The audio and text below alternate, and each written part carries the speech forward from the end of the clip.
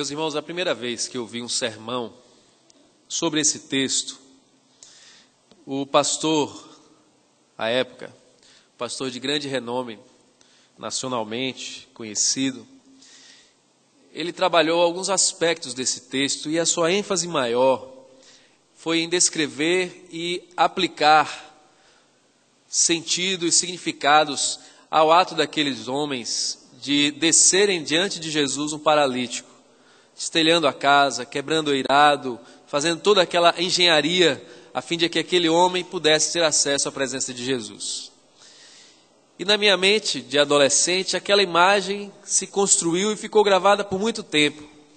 Tal foi a ênfase e o detalhamento que ele trabalhou em torno do telhado daquela casa. E eu ficava imaginando então, em outras circunstâncias, em alguns outros lugares, se aquele momento alguém abrisse as telhas da casa e descesse. E naquela época, ainda visitando as cidades do interior, nas férias, a casa dos avós, casas de telha, eu ainda via muitas possibilidades de aquilo voltar a acontecer. Mas hoje teríamos grandes dificuldades por essas lajes tão bem elaboradas, não é? De concreto. As dificuldades aumentaram e parece que alguém teria muitas dificuldades de encontrar Jesus por esse método. Na verdade, o que aconteceu nesta narrativa é que a minha atenção foi desviada para algo periférico nessa narrativa. Obviamente que é de chamar a atenção, naturalmente é algo que quebra todos os protocolos, não é? Inclusive na própria caminhada de Jesus, que foi interrompida por momentos inusitados, de um cego gritando, e quando mais faziam ele calar, mais ele gritava. De uma mulher que se espreme entre a multidão e ali com todo o esforço, com todo o empenho, e não podemos imaginar que foi fácil, e não foi, ela consegue tocar na orla das vestes de Jesus, e Jesus fala assim: alguém me tocou. Mas Senhor, os discípulos falaram, cercado por essa multidão, quem não te tocaria? Mas ele sabia que dele havia saído virtude, havia saído poder, momentos tão inusitados, e este é um dos mais um destes, não é, que quebram o protocolo das nossas expectativas pela maneira com que os homens se aproximavam de Jesus. No entanto, o texto, toda essa narrativa aponta para uma verdade maior e que é muito mais importante.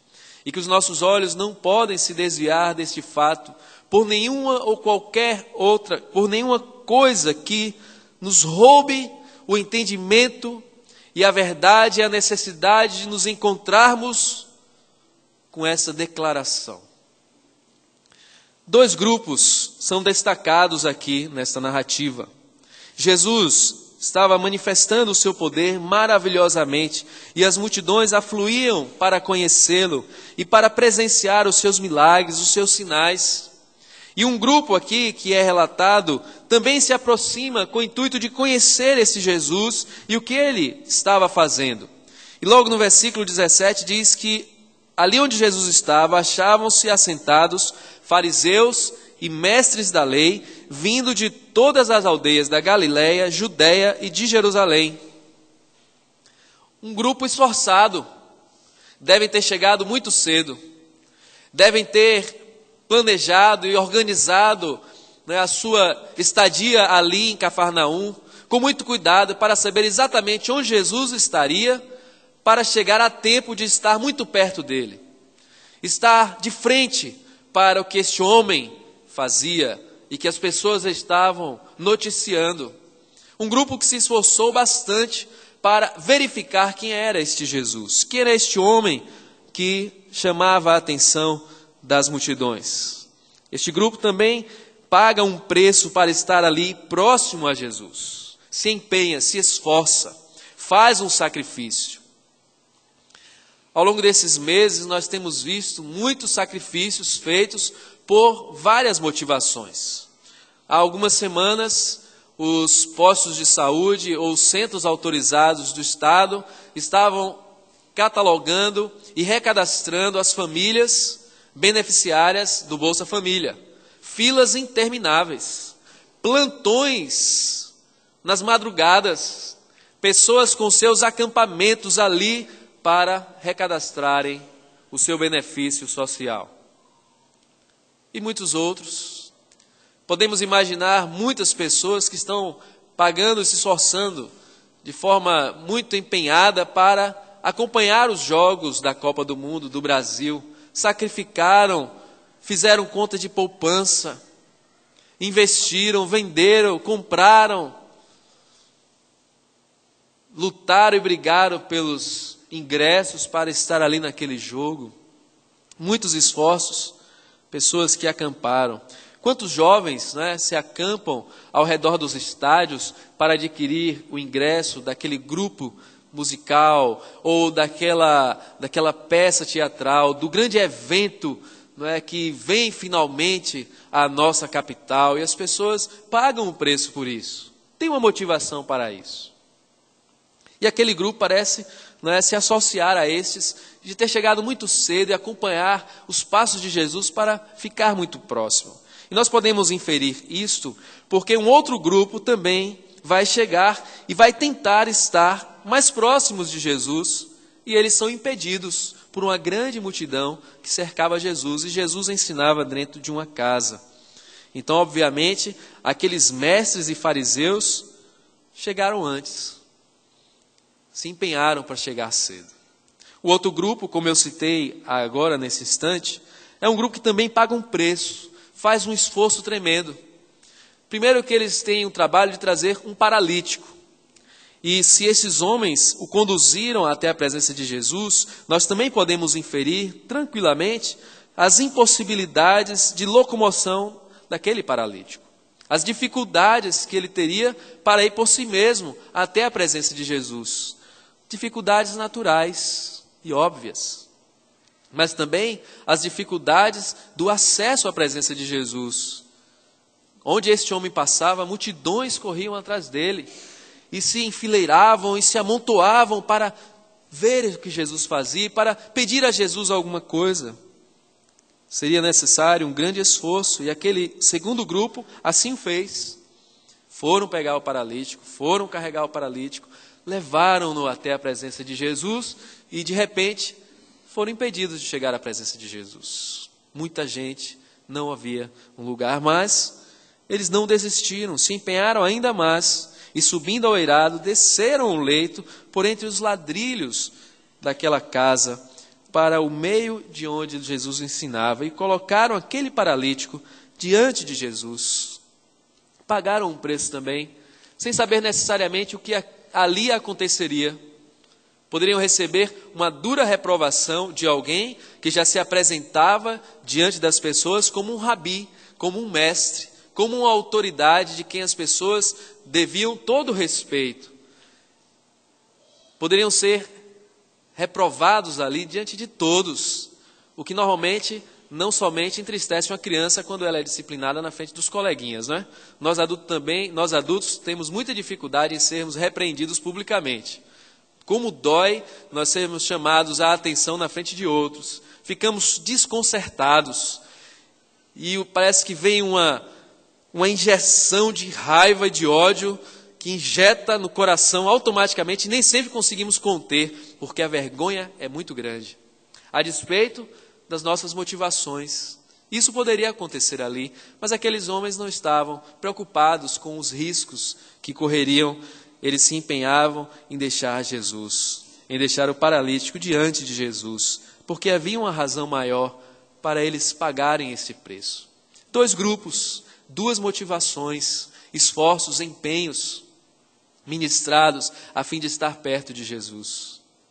Aqueles mestres e fariseus, na verdade, estavam ali para saber o que estava acontecendo, para saber quem era aquele impostor, porque esta era a ideia deles, que alguém se apresentara como um profeta de Deus, fazendo coisas aparentemente maravilhosas. Eles estavam ali com esse propósito de inquirir, de verificar, de preparar um relatório a fim de desqualificar aquele que se colocara como alguém vindo da parte de Deus. Motivações veladas, estavam próximos de Jesus, queriam ver Jesus, se esforçaram para ver Jesus, mas no coração motivações veladas, motivações erradas, motivações que o aproximavam fisicamente de Jesus, mas o afastavam espiritualmente de Cristo. Quantas e quantas motivações não são veladas nos esforços humanos, que muitas vezes podem ser elogiados aos olhos de outros homens, de pessoas que têm se esforçado para chegar perto de Jesus, para sair na foto com Jesus, para ter um emblema dizendo que ele é simpático a Jesus, que ele gosta dos evangélicos, inclusive se denomina evangélico. Quantas motivações veladas no empenho sobre-humano de estar perto de Jesus. No entanto, as motivações que simplesmente o afastavam de Jesus. Mas o outro grupo tinha uma motivação maior e diferente. Um esforço tremendo, uma necessidade patente, um reconhecimento de suas impossibilidades. Mas eles chegam até Jesus. E a sua motivação não é velada, está muito patente, muito claro, declarada à frente de todos, pagando o preço e os riscos necessários para que aquele homem paralítico chegasse até Jesus. Eles, por si mesmos, estavam dizendo qual era a motivação dos seus corações: trazer um homem que precisava ser curado e que somente aquele homem que ali estava ensinando poderia fazê-lo. E essa certeza e essa motivação, ela é revelada, ela é exposta, transparente, verdadeira, espontânea, suplicante, humana, sem medos, sem nenhum tipo de constrangimentos. Como o pastor Itamar muito bem disse recentemente a respeito do homem da mão mirrada, que foi à frente e teve que estender a sua mão, teve que estender a sua vergonha. Aqueles homens assim fizeram também, contrastando com a motivação velada dos mestres e fariseus, aquela motivação revelada, exposta. E o que me dá certeza de que essa motivação exposta era uma motivação certa, não é simplesmente pela leitura, mas pela afirmação de Jesus. Diz aqui o texto no versículo 20 que vendo-lhes a fé daquele grupo completo, não somente do paralítico, que se permitiu transportar e que possivelmente suplicou que o fizessem, mas daqueles outros homens que suplantaram os obstáculos a fim de colocá-lo ali. Vendo-lhes a fé, Jesus reconhece e apresenta verdadeiras motivações para aqueles que se aproximam dele, aqueles que se apresentam como carentes, aqueles que se apresentam como dependentes, aqueles que reconhecem as suas impossibilidades e simplesmente arcam todo o preço, vendem a própria história, vendem a própria, fugiu a palavra agora, não vou lembrar, nem vou ficar aqui perdendo tempo lembrando essa palavra. Não é honra, é algo parecido com honra. Mas sabe quando nós construímos uma imagem diante das pessoas e agora nós, por um instante, podemos comprometer todo aquele passado, tudo aquilo que nós construímos por um ato não impensado, mas por uma motivação certa. Jesus revela que esses homens tinham uma revelação e uma motivação correta, porque vieram mediante a fé. Dois grupos, motivações diferentes, próximos a Jesus. E o que acontece então, diante desses dois grupos, e perante este grupo que aqui se reúne nesta noite? É que Jesus, vendo-lhes a fé, disse ao paralítico: homem, estão perdoados os teus pecados. Um instante como esse de silêncio. Primeiro que um grupo ficou pensando: epa, perdoar pecados? E entre si confabularam rapidamente, discretamente. Havia um grupo muito grande na casa e eles tinham uma certa possibilidade de fazer isso sem serem descobertos. Falei, só um pode perdoar pecados, que é Deus. O silêncio também pode ter propiciado um pensamento naquele outro grupo que desceu o paralítico. Espera aí, ele é paralítico, mas Jesus não falou nada de cura, não mandou ele levantar. Jesus já curou tantas pessoas, não o curou ainda, não o curou. Instantes, segundos, eternos, dentro daquela palavra de Jesus. Mas Jesus, rapidamente, faz com que aqueles segundos se interrompam, porque, meus queridos irmãos, as oportunidades que Deus concede ao homem, elas não podem ser contadas na nossa cronologia. Muitas vezes são frações de segundos para que você se confronte com a verdade e, diante dessa verdade, tome posição. Jesus rapidamente, ouvindo e entendendo o que aqueles homens diziam, chamando de blasfemo, porque quem é que diz blasfêmias? Quem pode perdoar pecados, senão Deus? Jesus, porém, conhecendo-lhes os pensamentos, disse-lhes: que arrazoais em vosso coração? Jesus não negocia motivações. Jesus não faz vista grossa. Jesus se depara com cada um de nós e consulta quais são as motivações do nosso coração. Que arrazoais em vosso coração? O que é mais fácil dizer? Estão perdoados os teus pecados? Ou levanta-te e anda? Eu acho que o paralítico ali estava interessadíssimo agora nesse diálogo, assim, diz. E então vem o centro dessa narrativa, o momento mais importante, a verdade anunciada, a verdade revelada, para a qual a nossa atenção não pode ser desviada por motivo algum, por qualquer outro empreendimento, porque essas palavras provêm da boca de Jesus, e Ele vai pronunciá-las diante de um público e de grupos diversos, com motivações diversas, a fim de que esses homens entendam o que ali de fato está acontecendo, e aquilo que vai acontecer. E esta palavra de Jesus, ela foi inspirada por Deus, através de um narrador que a preservou para o nosso tempo, a fim de que elas fossem repetidas nesta noite, diante de um outro grupo, que talvez com motivações diversas, também precisa se deparar com o centro dessa narrativa. Para que saibais que o Filho do Homem tem sobre a terra autoridade para perdoar pecados, disse ao paralítico: eu te ordeno, levanta-te, toma o teu leito e vai para casa. Imediatamente se levantou diante deles e, tomando o leito em que permanecera deitado, voltou para casa, glorificando a Deus. Todos ficaram atônitos, davam glória a Deus e, possuídos de temor, diziam: hoje vimos prodígios. Para que saibais que o Filho do Homem tem sobre a terra autoridade para perdoar pecados. Os mestres da lei e os fariseus, toda essa narrativa, eles acertaram uma coisa: de fato, só um poderia perdoar pecados: Deus. Mas não foi o suficiente este conhecimento para entender que eles estavam diante do Deus vivo e verdadeiro, do Deus encarnado. Entre eles, Jesus, o Filho de Deus, o Messias esperado, o Cristo revelado no Antigo Testamento, nas Escrituras. Eles não conseguiram compreender, os seus olhos não perceberam, não puderam ver que diante deles estava aquele que de fato podia perdoar pecados. Jesus, Filho do Homem, o Filho de Deus. Este é o centro dessa narrativa.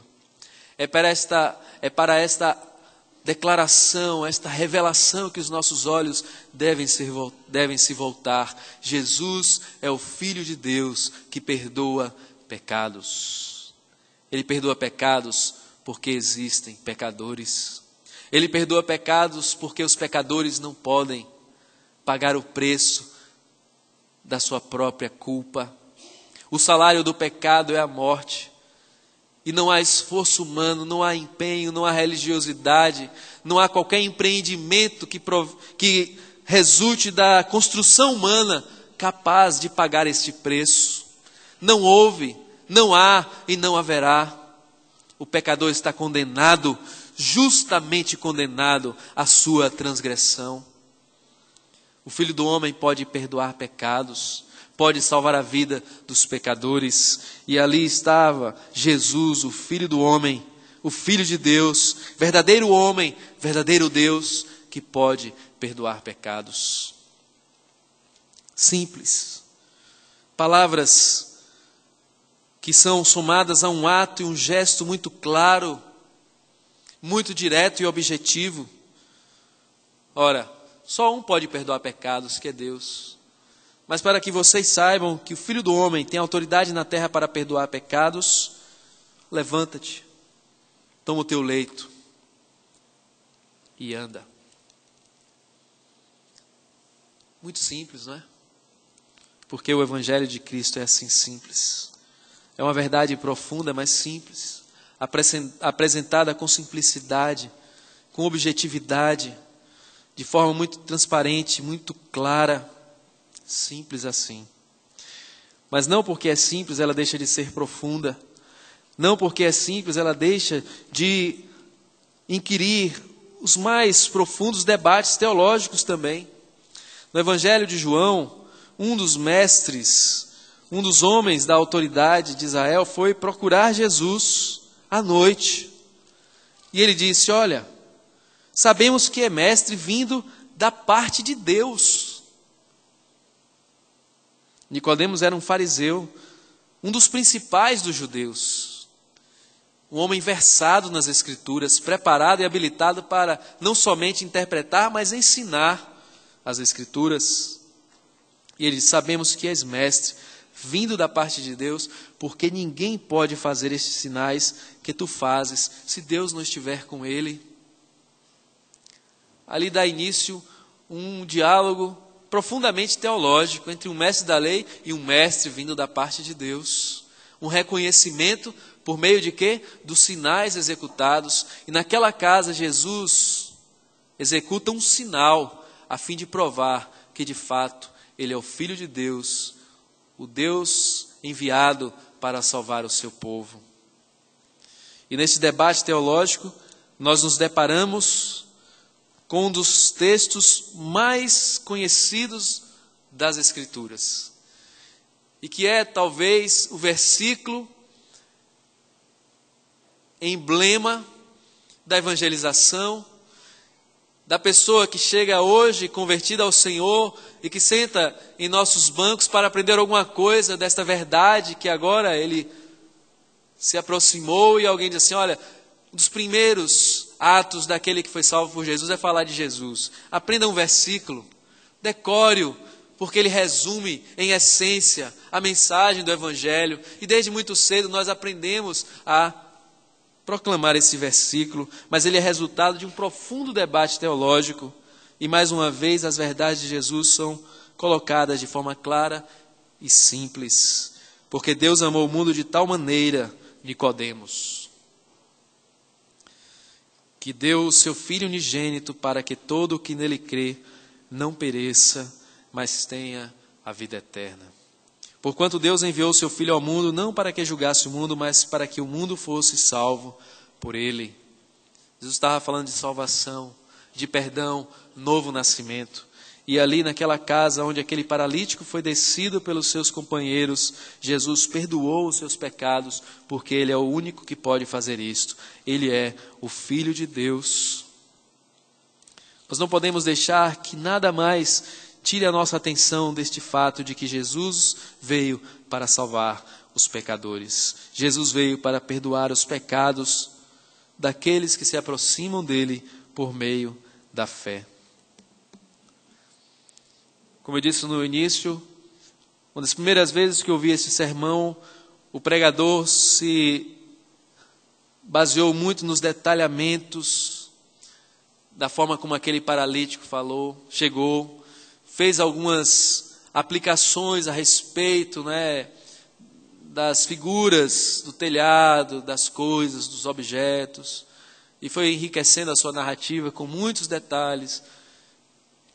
Falou e descreveu como foi que o paralítico saiu com o leito debaixo do braço e nunca mais precisou usá-lo e tudo mais. Mas hoje eu olho de novo para esse texto e o que chama a minha atenção é que Jesus perdoou o pecado daquele homem.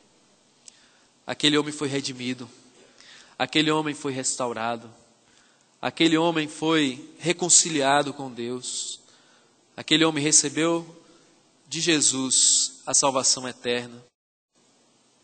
Ele poderia ter voltado para a sua casa carregado do jeito que chegou, mas o seu coração fora transformado pela fé no Filho de Deus que perdoou os seus pecados. E hoje, esse terceiro grupo que se reúne e que se aproxima de Jesus. Quais são as nossas motivações? Qual tem sido o nosso empenho, o nosso esforço para nos aproximarmos de Jesus?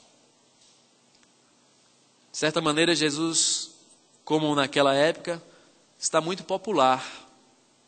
As pessoas gostam de falar de Jesus. São simpáticas a Jesus, não é? Geram confiança quando falam de Jesus, ainda mais na política. Mas quais são as verdadeiras motivações daqueles que se aproximam de Jesus? Porque Jesus não mudou. Ele veio para salvar o pecador. E aqueles que se aproximam dele com fé, por meio da fé, se aproximam para ser salvos por ele, para terem os seus pecados perdoados, não necessariamente seus favores atendidos, as suas conveniências supridas, mas se aproximam de Jesus reconhecendo-se pecadores e reconhecendo quem Jesus é. Este grupo que aqui se reúne nessa noite, como tem se aproximado de Jesus? Meus queridos irmãos, Deus pode, em nosso meio, continuar manifestando milagres, sinais e maravilhas, a fim de balançar, de desestruturar a nossa incredulidade. Ele pode fazer isto livremente, soberanamente, mas não necessariamente, porque aquilo que Ele quis revelar e que é necessário e suficiente para que os nossos olhos vejam e o nosso coração creia, é que Jesus é o Filho de Deus que perdoa pecados, é aquele que foi para o madeiro derramar o seu sangue para nos redimir, para nos conduzir para a vida eterna. E todos os sinais e maravilhas que Ele fez quando aqui esteve foram registrados a fim de que nós creiamos que Ele é o enviado de Deus. João Batista foi o profeta, o mensageiro enviado para preparar o caminho de Jesus. E diz aqui o texto que em algum momento do seu ministério, João envia mensageiros seus para Jesus para perguntar: és tu aquele que estava para vir ou havemos de esperar outro? E João Batista pediu que os seus mensageiros perguntassem a Jesus. Naquela mesma hora, curou Jesus muito de moléstias e flagelos e de espíritos malignos e deu vista a muitos cegos. Então Jesus lhes respondeu: ide e anunciai a João o que vistes e ouvistes. Os cegos veem, os coxos andam, os leprosos são purificados, os surdos ouvem, os mortos são ressuscitados e aos pobres anuncia-se-lhes o Evangelho. Ele é o Filho de Deus, Ele é o próprio Deus entre os homens, aquele que veio nascido de mulher na plenitude dos tempos e que foi conduzido ao madeiro, a fim de que nenhum homem duvide de que Ele pode perdoar pecados. Quem diz o povo ser o Filho do homem? Uns dizem João Batista, outros Elias e outros Jeremias ou alguns dos profetas. Mas vós, continuou ele, quem dizeis que eu sou? Respondendo Simão Pedro disse: tu és o Cristo, o Filho do Deus vivo. Então Jesus lhe afirmou: bem-aventurado és, Simão Barjonas, porque não foi carne e sangue que te revelaram, mas meu Pai que está nos céus.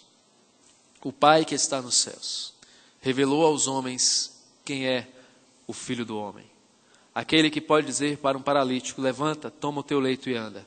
Mas aquele que pode dizer e diz a todo pecador que os seus pecados estão perdoados quando se aproximam dele por meio da fé. Meus queridos irmãos, Jesus manifestou a sua glória por meio de sinais a fim de testificar a sua divindade. Quem é Jesus? Muitos o viram face a face, foram as testemunhas oculares desses milagres.